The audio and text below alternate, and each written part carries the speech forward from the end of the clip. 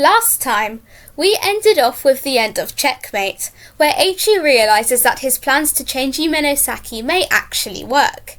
Eiichi now controls the student council, and must now solidify his control over the rest of Yumenosaki. If this sounds unfamiliar to you, then please go back and watch part 1.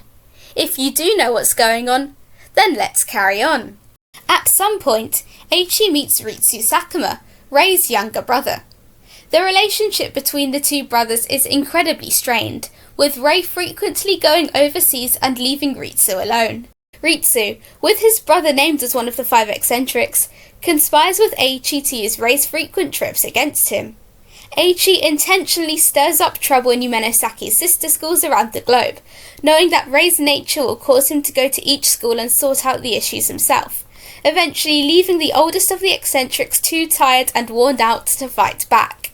Currently, the top unit is Valkyrie, known for its incredibly artistic and sophisticated performances. It is led by Shu Itsuki, a member of the 5 eccentrics and also the current emperor of Yumenosaki, also known as the school's top idol. He is supported by Nazananito, who captivates audiences with his beautiful soprano voice, and first-year student Mika Kagehira, who dances. Chiaki Morisawa meets a first-year student called Subaru Akehoshi. They see a bright light at the rooftop, which has now been closed off due to an illegal religious circle called Yaobikuni gathering there. Someone called Kanata Shinkai is acting as their leader. Chiaki says he knows him, and Subaru tells him that he's part of the 5 eccentrics, a group of 5 super talented students. Apparently, if you tell Kanata your wish, he will grant it for you. Chiaki begins to want to get involved with Kanata again, worried about the Yaobikuni. Kanata and Shu are talking in the garden. Shu expresses that being grouped with 4 super talented people like himself makes him feel his talents are underappreciated, and that he's not too fond of the other eccentrics. Kanata tells him that he is a god and can grant wishes, and asks Shu if he has a wish. Shu scoffs at this, believing that Kanata is asking this because he thinks he is superior to Shu. He then calls Kanata a monster, which he denies. Noticing that Kanata denies this, he takes his comment back. Seeing this, Chiaki hides, believing that since Kanata has Madara and the other eccentrics, he has no need of him. Meanwhile, Kaito and Kuro are in the student council room. Soma walks in and asks for permission to speak. Following the events of the Lifehouse, the 3 have formed a unit called Akatsuki. Kuro has been asked to investigate the Yaobikuni, and Soma offers to share some of his own information with them. Kuro mentions that they are seemingly connected to some sort of religious organisation. The group has one central leader that they worship, and now it's growing so large that it's starting to become troublesome, and it's becoming an obstacle in Kaito's plan. Soma asks Kaito to leave it with him, saying that he has ties to the leader, who just so happens to be Kanata. He says that since their families know each other, then he might be able to resolve the situation.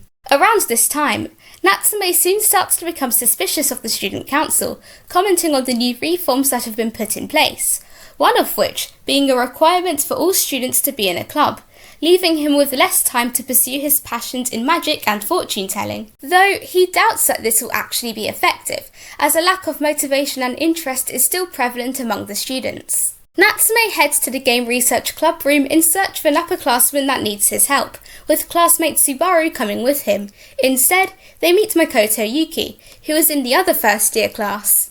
Makoto says that the upperclassman has left, after being scouted by a video games company, and fears that the other club members will leave as well, which would cause the club to have to shut down.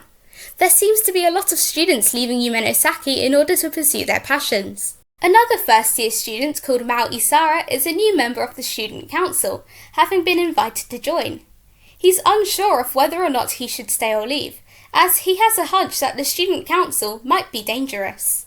Chiaki is starting to grow very worried about the Yaobikuni, recalling various stories of the cult's activities, such as getting a teacher fired and taking down a fast food chain for extremely petty reasons, just because they were the wishes of a follower. He worries that those who lose something because of these wishes may try to seek revenge by harming Kanata. He is then called over by Madara, who is running a yaki onigiri store. Madara tells Chiaki to pretend to be his customer because he has something to tell him. Madara says that he was wrong about Chiaki, who was the only one who didn't tell Kanata his wish. He mentions that he has threatened other people to stop making wishes, but Chiaki is the only one that actually listened. Now the Yaobikini keeps sending Kanata overseas in order to create a distance between him and Madara, who is seen as a traitor and a threat to their religion. Madara offers Chiaki an onigiri, saying that the payment will be a favour, which he will ask later. At the same time, the Yaobikini has finished setting up tanks in the Marine Biology Club room. Kanata wonders why Kaoru and Chiaki haven't told him their wishes yet, and calls them mean. Soma then walks in, and Kanata recognises his name as the one who signed the document to join the club. Soma then talks about Keito's suspicions of the Yaobikini, and says that he doesn't understand their ways. He tells Kanata that he will protect him, as that is his duty to his god. The Game Research Club is set to be shut down due to a lack of members, and news soon spreads. Natsume is with Wataru in the secret room in the library, and says that he knew because he had planted a bug in the club room when he visited with Subaru. He's starting to grow even more suspicious now, as it seems as though the student council are watching his every move, and may have shut down the club because of it. He plans to join the club and take back control, as well as selling all the retro games in order to make money. Wataru soon leaves the room, mentioning that he's stuck with an annoying kid who wants to join his club and is waiting for him to give up and leave. Subaru's classmate Hokuto Hidaka is auditioning to become a fresh member of the theatre club, led by Wataru himself. Hokuto is receiving criticism from Wataru during practice, who says that he doesn't have much talent in acting. Still, Hokuto is determined to improve. Hokuto tells him that while he was gone, a member of the student council came to say that the theatre club might be shut down due to a lack of members. Wataru says that a lot of people admire him and sign up to the club, but they give up and quit soon after. Hokuto confidently tells him that he won't leave, so he doesn't have a reason not to let him into the club. Wataru then agrees to let him join. Eiichi walks past the theatre club room and sees them. He is determined to become Wataru's equal, basically being Wataru's #1 fan. Eiichi decides to set his plan into motion, and invites the 5 eccentrics to a joint live with Fine, knowing that they won't come. Just as he predicted, none of the eccentrics showed up. This gave Eiichi the opportunity he needed to cast the 5 eccentrics as the school's villains, presenting them as arrogant people who thought that they were too good for everyone else and were taking the spotlight from the other underdog students. The eccentrics quickly become a close group of friends, unaware of the negativity that is being directed towards them. Meanwhile, the first years are anticipating the upcoming Venus Cup, where each first year class will have 2 students perform. Natsume is asked if he wants to perform, but he refuses, saying that he doesn't have time and just isn't interested.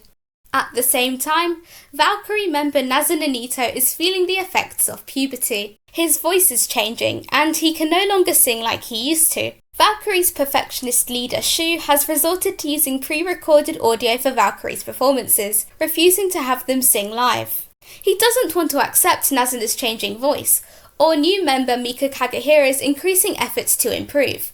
Everything has to be perfect, just like it always was, as Valkyrie is currently Yumenosaki's top unit, and Shu is Yumenosaki's emperor or top idol. As a result, Valkyrie has not released any new songs for a while, and performed the same ones over and over again. Nazuna grows anxious as this becomes more of a problem. Shu's insistence on everything being perfect is causing the other members a lot of stress. Surely they cannot continue like this. Surely this will catch up with them sooner or later. Fine challenge Valkyrie to a live battle, which Valkyrie accepts. Rei, however, begins to grow wary of Fine and especially Eiichi. He warns Shu about them, but Shu, confident in a Valkyrie victory, brushes him off.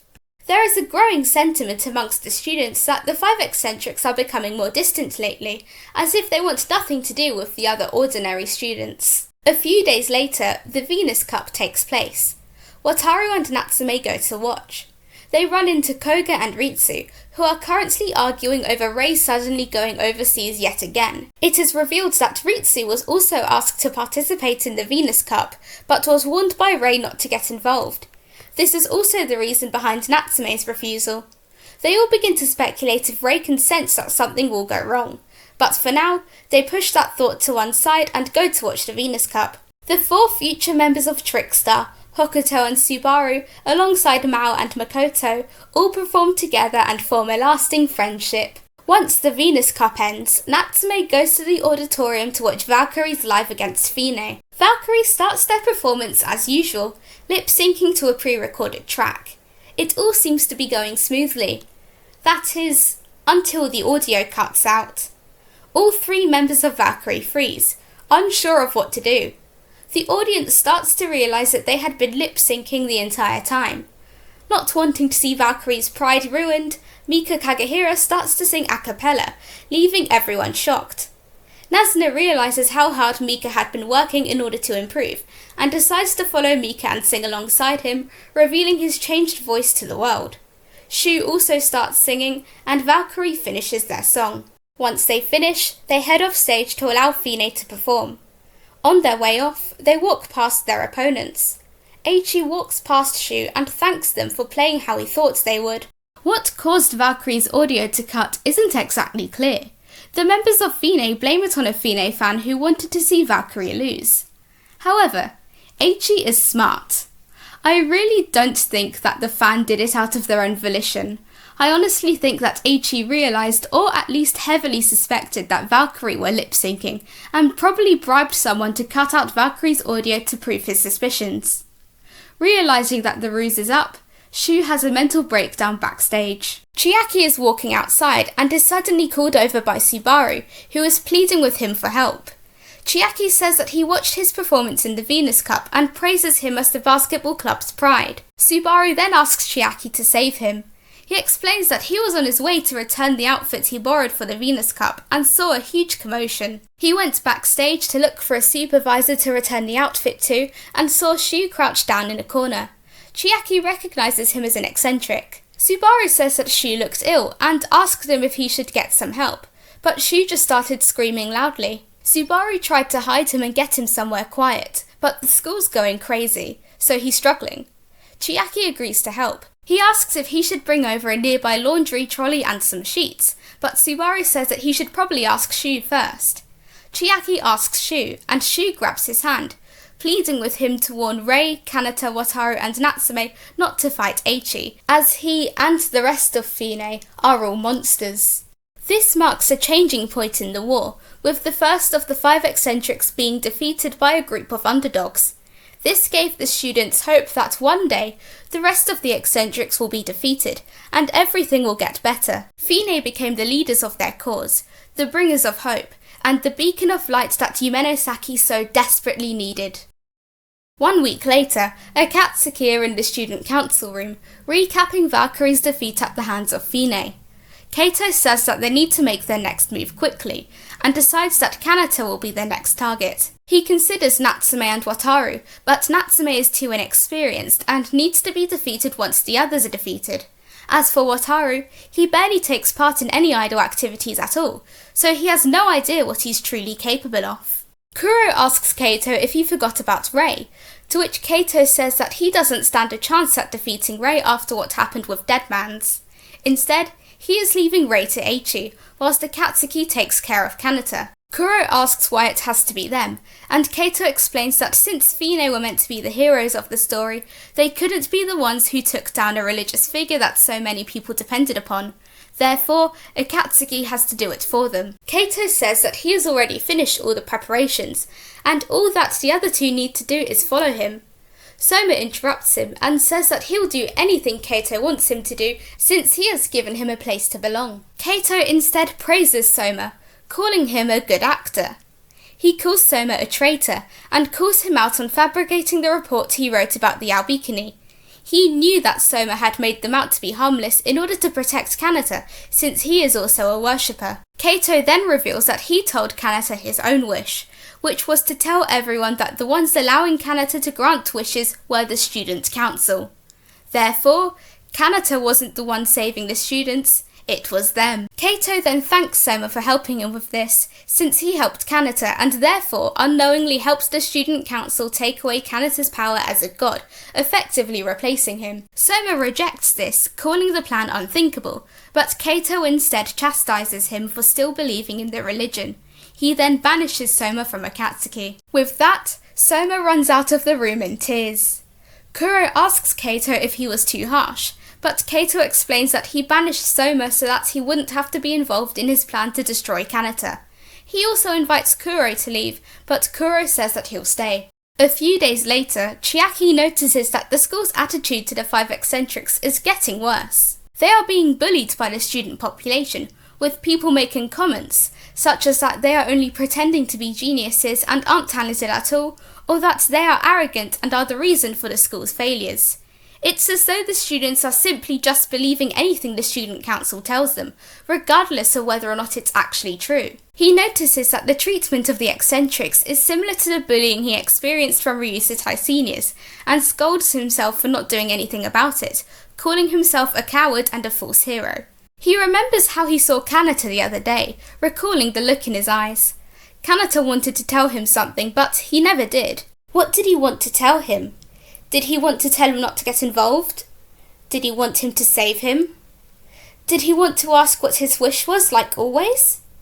Chiaki ponders this and remembers a rumour that Kanata can't even grant wishes anymore. This is because the student council has cracked down on the Albikini, preventing them from entering the school and granting wishes. There's almost a smear campaign against the false god, with the student council taking to social media to exaggerate Kanata's failures. This doesn't sit right with Chiaki, and he truly begins to wonder if Kanata wanted him to save him. Subaru then returns to the practice room and asks Chiaki if he can practice there. Chiaki allows him to, and notices that Subaru's clothes are a little wet. Subaru says that someone in the fountain grabbed onto him and kept asking him to tell him his wish.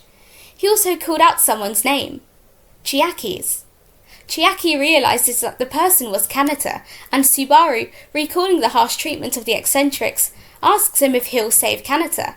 Subaru tries to cheer him on, saying that Chiaki helped make him happy when he had darker days. However, Chiaki refuses, saying that he's just a false hero and can't actually save Kanata. Subaru's mood then changes drastically, and he tells Chiaki that he's just the same as everyone else. No matter how much he goes on about love and justice, he's just a fake, and Subaru apologises for expecting Chiaki to do something. Chiaki apologises and tries to come up with an explanation, but Subaru just says that he's annoyed now and leaves, leaving Chiaki in tears. Chiaki breaks down, asking himself why he has to feel this way. He's tried his best to be good, to keep secrets, to work hard, to be positive. So why does he feel so defeated? As he spirals into despair, he begins to hear the familiar tune of his favourite Super Sentai track, and realises that his phone is ringing. He looks at his phone and answers it. The voice at the other end is familiar. It belongs to Madara, who says something about an ocean, but the reception is terrible, so it's largely unclear. Still, Chiaki heads for the beach. He suddenly remembers that it's almost time for Kanata's live battle against Akatsuki, called the Battle Against the Sea God, with the students cheering for the student council to crush him like how they did with Shu and Valkyrie. He wonders if he should go to watch the show, but says that he won't be able to buy tickets now, and focuses on helping Madara instead. Suddenly, Chiaki notices something in the water. He realises that it's Kanata, completely submerged in the water. He can't see anything, and wonders if Kanata is floating in the ocean like how he does in the fountain. He wonders if Kanata really likes water that much, but something isn't right. It looks as though he's unconscious, almost as if he's drowning. Chiaki rushes into the water and uses his lifeguard training to pull Kanata out. However, he's still unconscious. Chiaki then proceeds to perform life-saving procedures on him and pleads with Kanata to continue living, telling him that that is his only wish. Kanata then wakes up and happily says that Chiaki finally told him his wish, saying that he finally became a hero. But Kanata then asks him who granted his wish. He says that it wasn't him because it seems like he's a liar, a fraud, and no longer a god. He asks Chiaki to tell him who he is if he isn't a god, telling him that he is the only one who can give him that answer, as he never asked for anything, but kept giving Kanata things without getting anything in return. Kanata says that he's lonely, and Chiaki simply hugs him. Kanata begins to explain the origins of the Albikini, about how a god served to protect the people from illnesses. He's scared that since he is now less of a god, then he won't be able to protect people. He wonders if Madara hated him for not being able to cure his sister, but Chiaki tells him that Madara was just trying to save him from his circumstances instead. Chiaki realises that he and Kanata are actually quite similar, how they were both lonely and lost as young children, and realises that he still wants to be a hero so he can give people hope, just like the heroes on TV used to give him hope when he was sick. Kanata senses his desire, and asks if that is his wish, since he can tell what he wants due to being a god. Chiaki tells Kanata that he is human, as he can feel empathy and understands how people feel. Kanata doesn't believe him, and asks Chiaki to let him prove that he is a god, but Chiaki refuses, saying that being a hero isn't his wish, it's his dream, and a dream isn't something that someone else can grant for you. You have to work for it yourself. Chiaki then asks Kanata what his dream is. Kanata isn't sure, so Chiaki suggests that his dream is to become an idol, since he's in the idol course. Kanata ponders this, recalling the idol magazines that Madara used to show him as a kid, and how he felt that the idols in the magazines were similar to him. So he enrolled in the school with Madara helping him study for the exam, and the two became closer. He was happy, but Madara kept going away. But then he met the eccentrics, and they quickly became friends, and he realised that they were the same as him. He then asks Chiaki if he would allow him to grant his wish once he had worked hard. Chiaki agrees, but only if Kanata helps by himself, not with his followers, but as a friend. They then agree to become friends. A drone then emerges from the ocean, and Madara's voice comes from it, asking if Chiaki's dream is to become a hero. Madara reveals that he's currently in Brazil, and comments that both he and Rei are being sent around the world due to the Tensho and Zaibatsu meddling in all kinds of affairs. He apologises to Kanata, saying that he can't be his hero, but praises him now that he's started to think for himself. Madara tells Chiaki that he needs a favour. There's a boat heading to them now that will take Kanata home, away from Yumenosaki, and he asks Chiaki to take him there. He reveals that the student council are adamant about defeating Kanata publicly, and that he and Rei have been restricted from using the internet to find out what's going on. He comments that the student council aren't really going to improve the school justly, but they are simply using the eccentrics as human sacrifices. He will no longer be a hero of justice, but will protect those he cares about, even if it makes him a villain. Chiaki notices his outfit, a Ryusutai outfit in a colour that is not particularly used that often. Madara says that he found it in the storage area and needs it for work, and invites Chiaki to take any outfit he wants. Chiaki asks for the red outfit, and Kanata asks if he can have the blue one. Chiaki says that Kanata needs to be a member of Ryusutai to wear the uniform. And an idea comes to mind. Madara tells Kanata to return home until things calm down, and once they do, he will come to get him and they can become idols together. Chiaki then asks if they can postpone the boat trip, citing that Kanata's execution life will end soon if they don't make it in time. He says that they are friends, but he doesn't know much about him. He wants to get to know more about Kanata. He then picks Kanata up and makes a run for the school. The two make a rush for the storage area in the AV room and run past Subaru. Subaru sees Kanata and asks if Chiaki is going to save him. Chiaki says he will. Subaru asks why, and Chiaki says that it's simply because he wants to become a hero. They run through and Subaru cheers them on. Meanwhile, in the auditorium, Akatsuki takes to the stage. Kaito notices how intense the audience is. They seem frenzied, thirsting for blood. It sounds like a war rally, not a concert. He recalls how he tried to make the live low-key, by selecting the audience by limiting it to Yumenosaki students only. He chose to host it at night and made the tickets as expensive as possible, but the tickets sold out in minutes. The student council are in charge of managing the votes, and they made sure that none of Kanata's supporters would be in the audience. A student council victory should therefore be simple. But the plan is going too well, and Kaito realises that people hate the eccentrics more than he intended for them to.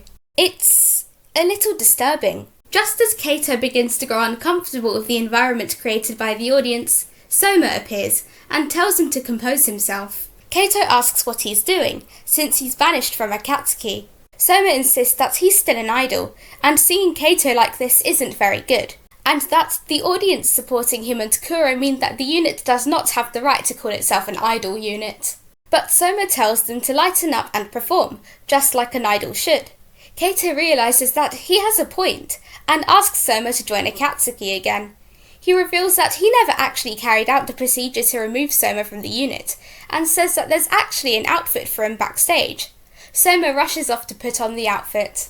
Meanwhile, Chiaki and Kanata are in the AV room and finds the Ryusutai outfits. Chiaki asks why Kanata has also gotten changed, revealing that he intended to go on stage on Kanata's behalf. Kanata says that he wants to come with him, and he had Madara allow him into Ryusutai for this performance so that they could perform together. Chiaki then bestows the name Ryusei Blue upon him, and the two head to the stage. Chiaki rushes onto the stage in the middle of Akatsuki's performance, with Kanata following closely behind him. Kaito asks what they're doing, as since Kanata wasn't there before, Akatsuki would have won by default. Kanata simply says that it's because he wants to be there. Chiaki calls out to the audience, telling them to stop relying on gods, but to rely on heroes instead. He tells the audience that Kanata isn't a god, but a human, but that it doesn't matter because a hero is here now, and tells them to direct their anger towards Kanata onto him instead, as being angry at Kanata isn't fair. Kaito interrupts them, saying that it's not Ryusutai's turn, and that they actually missed their turn. However, Kanata starts singing on his own, and the audience falls silent. He notices the change in environment, and asks if he's not meant to sing. Chiaki says he is, and sings alongside him. The live then ends. The second eccentric, Kanata Shinkai, has now been defeated. Following the events of Kanata's execution live, youngest eccentric Natsume Sakazaki calls oldest eccentric Rei Sakuma in a panic, pleading with him to return as soon as he can due to the looming threat of further subjugations they will experience at the hands of the student council. After being overseas for a while, Rei returns to Yumenosaki. He runs into Eiichi and Tsumugi and says that they have become rather famous while he was gone. He initially praises Tsumugi for his efforts, but his words soon begin to hold a deeper meaning. A warning, telling him that he needs to be careful, as bad things may happen with Fine being at the top of the school. He wonders if Tsumugi has already been covered in wounds due to what he has already done, and warns him that he could lose something important if he keeps going like this. He is interrupted by Eiichi, who tells him that he is breaking school rules.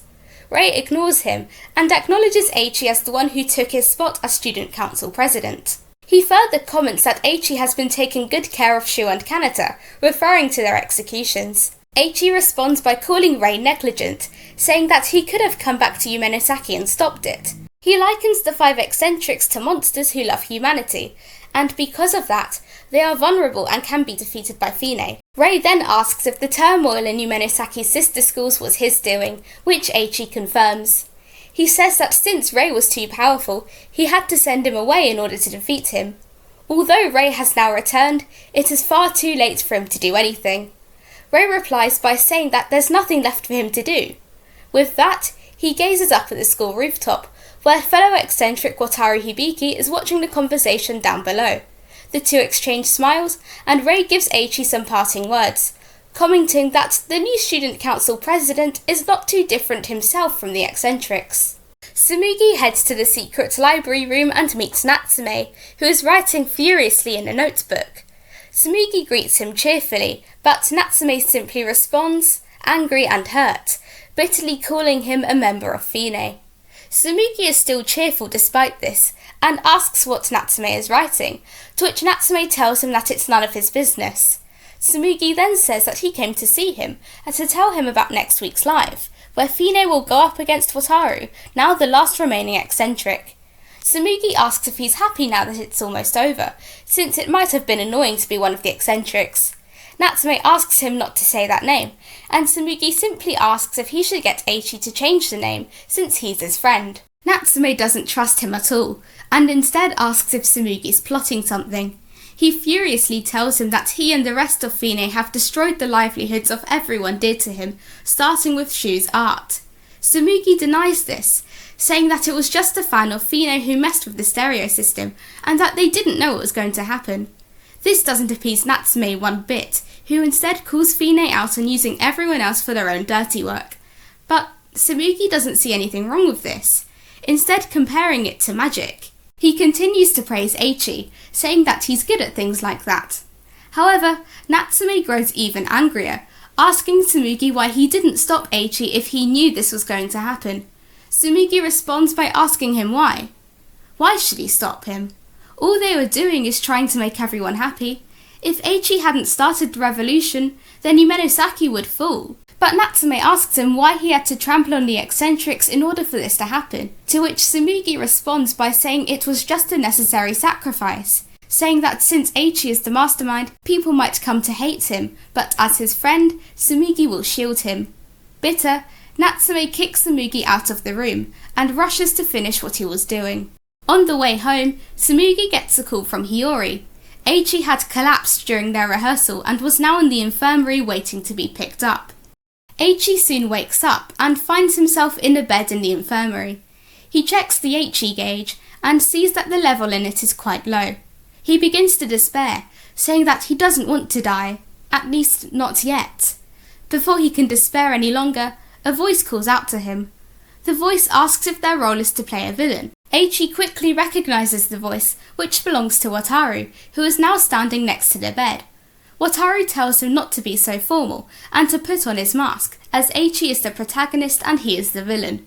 He refers to the whole situation as a script, a poorly written one at that, and says that he is confused about what role he should play in this so-called tragedy. Eiichi tells him that he should talk with Tsumugi instead, since he is the leader of Fine.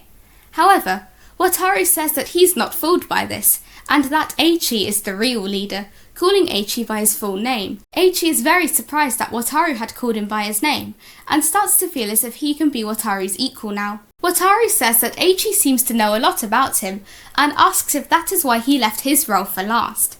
Eiichi seems to confirm this, saying that since Wataru is a flawless actor, he will play his role diligently and without fail, not ruining the ending with any improv. Because of this, he will allow the script to end as intended.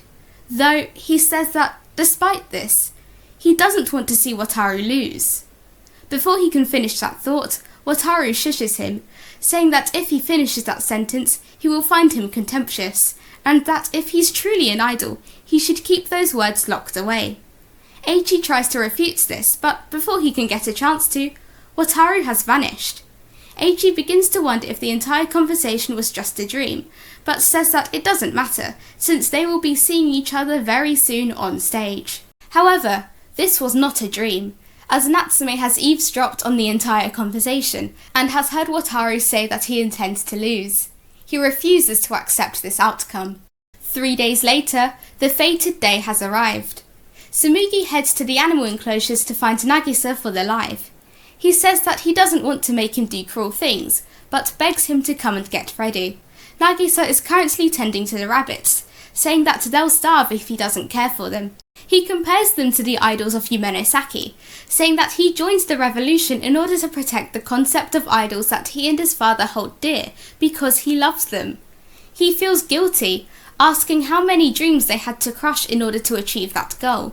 Tsumugi tells him that they had no choice, so they should strive to protect what they need to, even if they have to sacrifice something, as they are not gods, and asks Nagisa to do this one more time.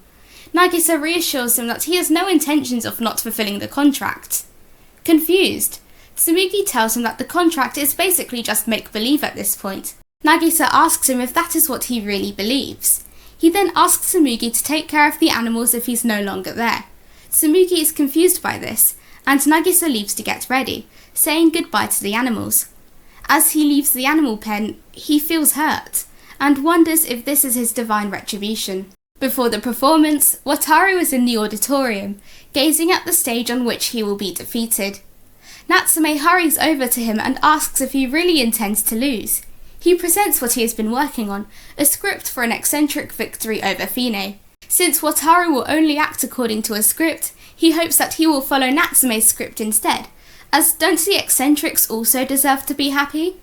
Wataru praises him for his effort, but says that if they do follow the script and trample over everyone else in order to be victorious, then they will really be the monsters that everyone says they are. He calls out to Rei, asking if he agrees. Rei walks over and says that he does agree, but feels a little bad for Natsume, who has worked so hard. The three then talk about what is to come, and Rei drags Natsume away with him, going to take their seats before the rest of the audience arrives. Wataru watches them walk away, saying that he truly values the eccentrics as his dear friends. At long last, it is now time for the life to begin. Wataru is on stage, addressing the audience before the show, despite all the heckling and booing.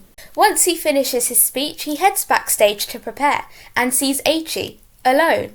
He asks why he's alone, and Eiichi says that since the other members of Fine are treating this like a job, the relationships between them are breaking down. Amused, Wataru asks Eiichi if he doesn't have any friends. Eiichi responds by saying that that's rich coming from Wataru, to which Wataru replies by saying that he actually has friends, unlike Eiichi. He thanks Eiichi for allowing him to meet the other eccentrics. Backstage, Tsumugi is worried and hurries over to Eiichi, holding his copy of the contract. He asks Eiichi to clarify a clause for him, that clause being that after they defeat Wataru, he, Nagisa and Hiyori will leave Fine, and he asks if this is a mistake. Eiichi is confused, asking Tsumugi why he would think he would make a mistake on such an important contract, and confirms that it's exactly how it is written. He thanks Tsumugi for everything he's done, and comments that he and the others must all be tired of this. Tsumugi is almost heartbroken by this, and tells Eiichi that he didn't do all this because of the contract. Eiichi believes that he did it in order to pay off his mother's debts, and reassures Tsumugi that all the debts have been paid, and that Tsumugi doesn't need to be his friend anymore because of it. Unbeknownst to him, Tsumugi genuinely wanted to be his friend. Wataru then calls out Tsumugi's name, calling him the greatest clown he's ever seen. Tsumugi says that he really thought that Eiichi just wanted to make people happy. Wataru interjects, saying that you cannot force people to be happy. You can help people find their happiness, but you can't impose it on others. What he's saying is similar to the concept of freedom, in a way. Are you truly free if someone orders you to be free? Is happiness that is commanded of you real happiness? Wataru then puts on his mask, and encourages the members of Fine to set their feelings aside for now and embrace the roles they must play on stage, as the righteous heroes who will bring hope and joy to Yumenosaki by thwarting the evil five eccentrics. Hiyori and Nagisa appear, and Hiyori shares that sentiment, telling Eiichi and Tsumugi that he may not know what happened whilst he was gone, but he asks that they don't bring that onto the stage, since they're idols. With their futures after tonight uncertain, Eiichi and Tsumugi follow Nagisa and Hiyori onto the stage for the final time. Wataru is accompanied by Hokuto, who wears a mask to hide his identity and is merely known as Hockey Mask. The two form a unit called 13th Day and are ultimately defeated, following the script laid out since the start of the war. Wataru is defeated, and thus marks the unfortunate end of the five eccentrics. But they weren't the only ones. That night also marked the end of the triumphant war-era Fine, who would disband immediately after. The performance ends, and Eiichi notices two particular people in the audience. One has the appearance of a young child, a boy that Eiichi recognises as being part of the same social circle. He remembers his family name, Himemiya. There's an older boy accompanying him, though Eiichi doesn't know his name. The one called Himemiya reminds Eiichi of his younger self, and he beckons him onto the stage, but the one accompanying the boy prevents him from going up.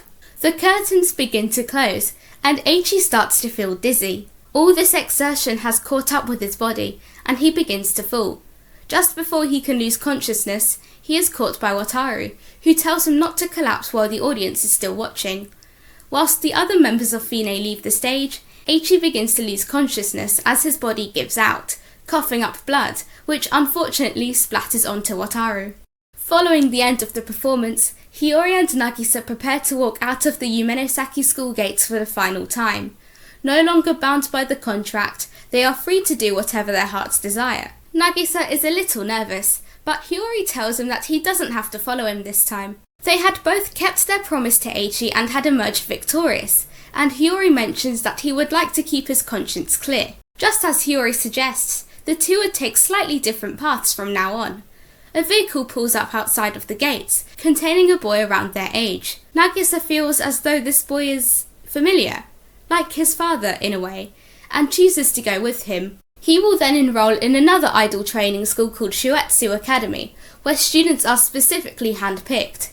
Hiyori would go to an affiliated school of Shuetsu called Reimei Academy. However, things at Reimei were even worse. Days pass and Tsumugi is back at school, standing in front of a fire. He's burning away the documents that contain anything to do with the war, as Fine's beautiful revolution shouldn't be tarnished by such things. Natsume appears and burns the scripts that would have brought victory to the eccentrics, an alternate history. He says that he feels like a corpse, with all of the eccentrics being brutally executed by Fine. Tsumugi tells him that he's not a corpse, he's very much alive, as the other eccentrics shielded him from a larger amount of the suffering the group faced at the hands of Fine. Tsumugi tells Natsume that he can hit him or do anything he wants to him, as he wants to make it up to the people he hurt whilst a member of Fine, and asks Natsume to help him. Natsume says that he doesn't have anything better to do, and agrees to help. Eiichi wakes up in his hospital room, prepared to let his body give up on itself as he awaits the inevitable, denying the medication offered to him by his doctors. Just as he says he doesn't deserve to live, Wataru appears, armed with a bouquet of flowers. Eiichi calls out to him as a member of the 5 eccentrics, but Wataru insists that he doesn't call him that, as that era has now passed. Eiichi is skeptical of why he's in his hospital room, and asks if he's come to take revenge for the other eccentrics. Wataru denies this, and tells Eiichi that his friends aren't dead, and are stronger than he thinks. Shu is slowly recovering, helped by Mika and his own doll. Kanata is happily with Chiaki, who has finally become a hero and saved Kanata's heart. Rei is still going strong with Koga by his side, and Natsume has found Tsumugi, not as members of Fine and the 5 eccentrics, but as themselves. They are all starting their lives anew. Eiichi comments that he must be the only loser in the war, but Wataru feels the same way, feeling lost and unsure of what to do next. He asks Eiichi to give him another role, as he had given him the best role he had ever played. With a click of his fingers, the bouquet of flowers turns into a documents folder, containing a copy of Natsume's scripts that Wataru had memorized. Eiichi compares the script to a fantasy, saying that if it did happen, the school would have been stuck in a state of eternal conflict. Wataru agrees, citing that as the reason why he turned it down. He then asks Eiichi, while he's in hospital, to rewrite the script for an eccentric victory. He says that Eiichi could die at any minute, and since he's the protagonist of the story, his death would bring everything to a standstill.